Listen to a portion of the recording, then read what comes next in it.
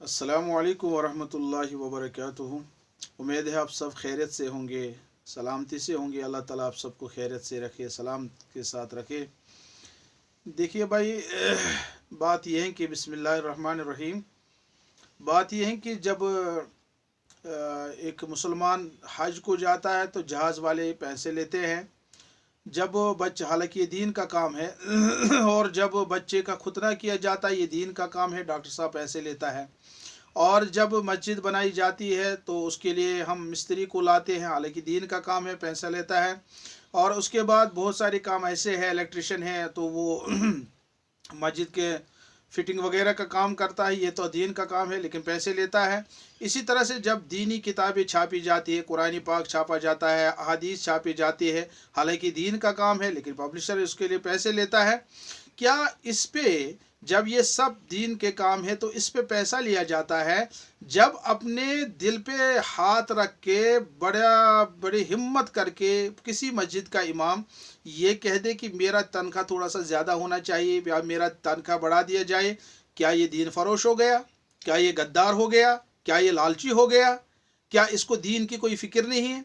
क्या ये सब पैसे के लिए करता है? क्या ये सब माल कमाने के लिए करता है? क्या ये सब शोहरत के लिए करता है? क्या ये इसलिए करता मैं बड़ा आदमी बन जाऊं? क्या इस पे इस तरह से इल्ज़ाम लगाने इसलिए कि इसने थोड़ी सी मुतालबा की है कि मेरी तनख्वाह बढ़ा दी जाती है? हालांकि होता ही क्या, इन इमामों का तनख्वाह 10,000, 8,000, 12,000, इससे ज़्यादा तो कहीं इल्ला माशाअल्लाह। लेकिन अब इस महंगाई के दौर में जब वो सारे के सारे दीन का काम है उन पे पैसा लिया जाता है, हज दीन का काम है, जहाज़ वाले पैसे लेते हैं। और बच्चे को खुतना किया जाता है, हालांकि दीन का काम है, डॉक्टर साहब पैसा लेता है।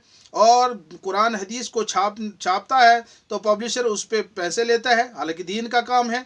और मस्जिद में काम है तो मिस्त्री पैसा ले ले, फिटर पैसा ले ले और तुरखान पैसा ले ले, हालांकि सब दीन का काम है। जब ये सब दीन फरोश नहीं होंगे, जब ये सब गद्दार नहीं होंगे, जब ये सब लालची नहीं, क्या इमाम साहब इतना घटिया आदमी है या इतना मजलूम है बेचारा, क्या ये दीन फरोश हो गया? इस पे कि ये कहने पे कि भाई मेरी फैमिली है, मेरे बच्चे हैं, मुझे भी महंगाई का सामना है, मुझे भी मार्केट का सामना है, मुझे भी अपनी ज़रूरियात हैं, थोड़ी सी मेरी तनख्वाह बढ़ा दीजिए, क्या ये गद्दार हो गया? क्या ये दीन फरोश हो गया? हालांकि ये वो इमाम है जिसके पीछे नमाज पढ़कर एक नमाज का 27 गुना सवाब बढ़ जाता है, जो हमारा मुरब्बी है, जो तरबियत करता है, नमाज सिखाता है, जनाजे में शिरकत करता है, जनाजा इसके हवाले, निकाह इसके हवाले और सब उमूर इसके हवाले है। और बाद हदीस में तो आया कि अल्लाह के नबी सल्लल्लाहु अलैहि वसल्लम फरमाया कि मस्जिद को अल्लाह ताला क़यामत के दिन शक्ल देगा और उसमें इमाम को कहा जाए कि लाओ अपनी मुक्तदी को और मस्जिद में भर के, और इस मस्जिद को पुलचरात के ऊपर से ऐसे गुजारा जाएगा जैसे जहाज, समंदरी जहाज को समंदर के ऊपर से गुजारा जाता है। तो वहाँ पर भी इमाम की ज़रूरत है।